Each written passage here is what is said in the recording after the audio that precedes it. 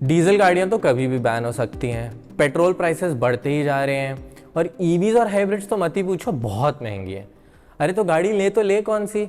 मैं बताता हूँ, बहुत सिंपल है, सीएनजी गाड़ी लीजिए। नहीं हुए कन्विंस? अच्छा सुनो, आपको ये लगता होगा ना कि सीएनजी तो टैक्सी है, या फिर किसी ने बोला होगा बड़ी अनरिलायबल है, अब कभी भी फट सकती है, बहुत डेंजरस है। तो आप इस वीडियो को देखते रहिए, क्योंकि इस वीडियो में मैं सीएनजी को बहुत इन डेप्थ कवर करूंगा और हम कुछ मिथ्स भी बस्ट करेंगे। शुरू करते हैं सीएनजी को समझने से। सीएनजी होता है कंप्रेस्ड नेचुरल गैस। ये पेट्रोल और डीजल जैसे एक पेट्रोलियम प्रोडक्ट तो नहीं है, पर ये नेचुरल गैस से निकाला जाता है, जो अपने आप में एक फॉसिल फ्यूल है। इसका सबसे बड़ा कंपोनेंट मीथेन होता है। ये पेट्रोल और डीजल का एक अच्छा ऑल्टरनेट है और हाल ही में बहुत ज़्यादा पॉपुलैरिटी गेन कर रहा है। इसका सिर्फ ऑटोमोबाइल में एप्लीकेशन नहीं है, क्योंकि ये मैन्युफैक्चरिंग इंडस्ट्री, पावर जनरेशन और हाँ, एलपीजी की जगह घर में खाना बनाने के लिए भी यूज़ किया जाता है। सीएनजी ज़्यादा पॉपुलर तो फ्लीट ऑपरेटर्स या टैक्सी वालों में ही है, लेकिन जनरल कार बायर्स भी अब इन्हें कंसिडर कर रहे हैं। लास्ट फिस्कल ईयर में ये 3.5 लाख से भी ज़्यादा बिक गई। उससे पहले साल के कंपैरिजन में 29% ग्रोथ थी। इसी टाइम फ्रेम में अगर हम देखें तो ईवी सिर्फ 90,000 ही बिकी हैं। इनका मार्केट शेयर 10 से 12% के आसपास है और आने वाले कुछ समय में हम इनकी सेल्स बढ़ते हुए देखेंगे, क्योंकि जो फायदे हैं उसके कारण कार मैन्युफैक्चरर्स और नए मॉडल्स लेके आ रहे हैं फैक्ट्री फिटेड सीएनजी किट्स के साथ। इसके अलावा गवर्नमेंट भी काफ़ी ज़्यादा सीएनजी को प्रमोट कर रही है। इन जनरल सीएनजी को पेट्रोल और डीजल से क्लीनर माना जाता है, क्योंकि इसमें CO2 और पार्टिकुलेट मैटर के एमिशंस उनसे काफ़ी कम होते हैं। सिर्फ इतना ही नहीं, एज सच जो सीएनजी फॉसिल फ्यूल से बनाए जाते हैं उसको ऑर्गेनिकली बनाने का भी तरीका है। ये प्लांट या एनिमल वेस्ट से या एग्रीकल्चरल वेस्ट से बनाया जा सकता है, इसलिए हम इसे एक तरीके का सस्टेनेबल फ्यूल भी कह सकते हैं। जैसे जैसे इसकी स्केलेबिलिटी बढ़ती जाएगी, ये और ज़्यादा एफिशिएंट और ग्रीनर माना जाएगा। स्केल करने का एक और फायदा ये है कि हम सीएनजी की प्राइसेस और कम होते हुए देखेंगे, लेकिन अभी भी सीएनजी कार्स की रनिंग कॉस्ट जो है वो पेट्रोल से कम ही मानी जाती है। एग्जांपल के लिए हम लोग ऑल्टो K10 ले लेते हैं। इसका जो क्लेम्ड फ्यूल एफिशिएंसी फिगर है वो पेट्रोल के लिए 24 to 25 किलोमीटर पर लीटर है, वहीं सीएनजी का 33 से 34 किलोमीटर पर केजी। रियल वर्ल्ड में फिगर्स थोड़े कम होते हैं, तो पेट्रोल 17 से 20 किलोमीटर पर लीटर की एवरेज देगी और सीएनजी 22 से 25 किलोमीटर पर केजी का। दिल्ली एनसीआर रीजन में पेट्रोल रफली 100 रुपीज पर लीटर है और CNG 75 to 80 rupees per KG है। सीएनजी कार्स की रनिंग कॉस्ट पेट्रोल से रफली 20 to 25% कम होती है और ऑल्टो K10 का सीएनजी वर्जन रफली 1 लाख रुपए पेट्रोल वर्जन से महंगा है, तो इसको रिकवर करने में आपको करीब 4 से 5 साल लग जाएंगे। ये एवरेज 10,000 किलोमीटर पर ईयर के हिसाब से। अगर आपका रन इससे ज़्यादा है तो आप जल्दी रिकवर कर लेंगे। और हाँ, सीएनजी कार्स बायोफ्यूल होती हैं, इसका मतलब वो सीएनजी के अलावा पेट्रोल पे भी चल सकती हैं। तो अगर कभी सीएनजी ना मिले तो आप एक स्विच दबाइए और सीएनजी की जगह पेट्रोल पे गाड़ी चला लीजिए। क्योंकि आपके पास पेट्रोल हमेशा एक बैकअप के फॉर्म में है, तो सीएनजी गाड़ियों में रेंज एंग्जाइटी नहीं होगी। इंफ्रास्ट्रक्चर भले डेवलप्ड नहीं है, लेकिन फिर भी आप लॉन्ग डिस्टेंस ड्राइविंग कर सकते हैं। जो प्रॉब्लम है सीएनजी के साथ वो ये है कि सीएनजी की एनर्जी डेंसिटी पेट्रोल से कम होती है। इसके कारण जो पावर और टॉर्क होता है इंजन का, सीएनजी मोड में पेट्रोल से कम हो जाता है।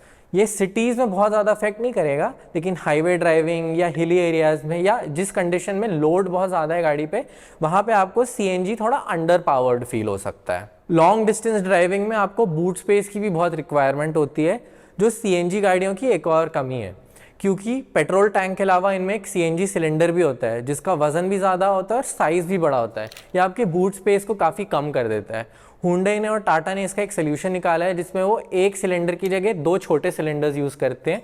लेकिन अभी भी पेट्रोल से अगर हम कंपेयर करें तो सीएनजी गाड़ियों में बूट स्पेस थोड़ी कमी होती है। सीएनजी गाड़ियां भले पेट्रोल और डीजल से कम पोल्यूटिंग होती हैं, पर ईवी से अभी भी ज़्यादा होती हैं, क्योंकि जो मीथेन होता है ना, वो CO2 से ज़्यादा हीट ट्रैप करता है, 25 से 80 गुना तक ज़्यादा। इसके कारण ग्राउंड लेवल पे ओजोन फॉर्मेशन हो सकता है, तो ये टेम्परेचर तो बढ़ाता ही है, इसी के साथ रेस्पिरेटरी इश्यूज भी आ सकते हैं। और अगर आप ये कमेंट करके बोलने वाले हैं कि ईवीज अभी भी कोल पे ही चलती हैं तो ये एनवायरमेंटली फ्रेंडली नहीं होती हैं, तो रुक जाइए और चैनल को सब्सक्राइब कर लीजिए, क्योंकि मैं इस टॉपिक पे एक इन डेप्थ वीडियो बनाने वाला हूँ। सीएनजी के कितने भी फायदे हों, उनको लेके लोगों के मन में एक डर बैठ गया है, बहुत सारे मिसकंसेप्शंस हैं। चलो एक एक करके उनको क्लियर कर लेते हैं। सबसे पहले रिलायबिलिटी। लोगों को ये लगता है कि सीएनजी पेट्रोल या डीजल कार से कम रिलायबल होती हैं।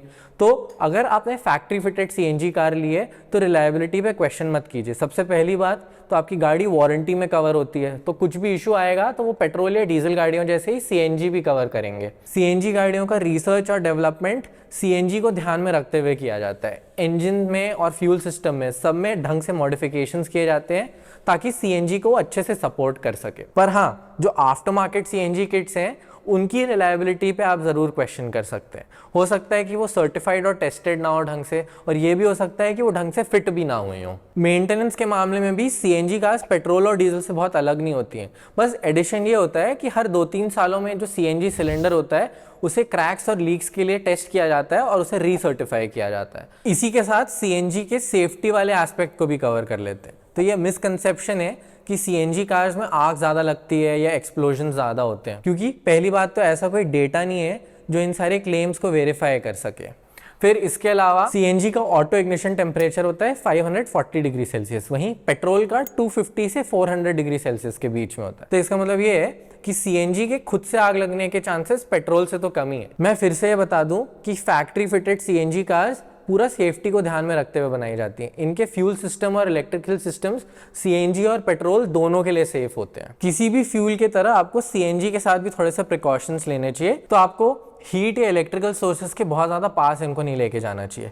लेकिन हाँ, ये ऐसे ही फट नहीं जाते हैं। इंडिया में सीएनजी 3600 PSI के प्रेशर में स्टोर किया जाता है, और जो इसके सिलेंडर होते हैं वो इससे 2 गुने से भी ज़्यादा प्रेशर हैंडल कर सकते हैं। इसके अलावा इनमें प्रेशर रिलीज वाल्व होता है, तो अगर एक सेफ लिमिट से ज़्यादा प्रेशर बढ़ जाता है तो ये सीएनजी टैंक को एक्सप्लोड होने से पहले सीएनजी को पूरी तरीके से रिलीज कर देगा। सीएनजी की अगर इंडिया में हिस्ट्री देखें तो मारुति सुजुकी ऑल्टो सबसे पहली सीएनजी कार थी।